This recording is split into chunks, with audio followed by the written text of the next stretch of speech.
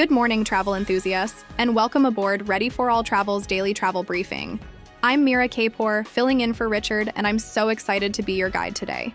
We're here to bring you the latest updates from the world of cruises, airlines, hotels, and trains, making sure your next trip is absolutely seamless.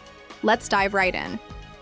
First up, in cruise news, Royal Caribbean's magnificent Utopia of the Seas had to shuffle its itinerary for the November 10th sailing. Due to a cold front moving into Florida and the Bahamas, the ship swapped its sea day with its visit to Nassau. If you were on that sailing, we hope you enjoyed the new schedule. And speaking of cruises, the industry is making a huge comeback. Projections show that nearly 22 million Americans are expected to set sail in 2026. That's fantastic news for all of us who love the open water. Here's a quick tip. If your cruise itinerary changes, always double-check that your pre-booked shore excursions are automatically rescheduled. Clear communication from the cruise line is key. Now let's talk about what's happening in the skies. U.S. airlines had to cancel around 1,200 flights yesterday, November 11th. This is due to mandated schedule reductions related to the ongoing federal government shutdown and air traffic control staffing shortages. Industry experts are warning that even when the shutdown ends, it will take a few days for flight schedules to get back to normal.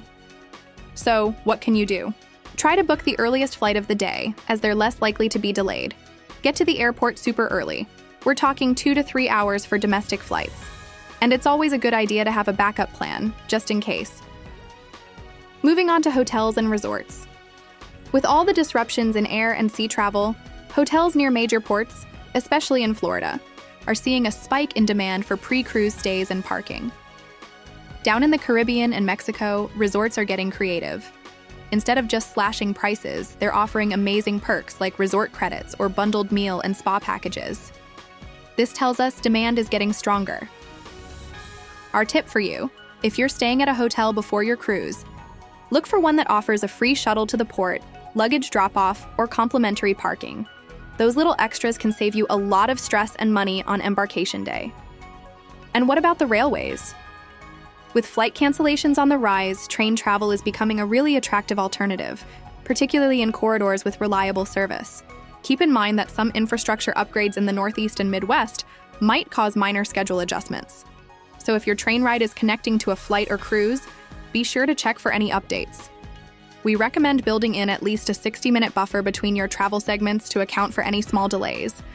Let's take a quick look at the weather for today, November 12th. In New York City, it is a cool day with a high of 55 and a low of 43. Miami is looking beautiful and warm with a high of 73. Chicago is a bit chillier, so layer up. It's got a high of 46. Out west in Los Angeles, expect a sunny and dry day with a high of 78. And if you're lucky enough to be in Cancun, Mexico, it'll be a warm 82 degrees with a chance of evening showers.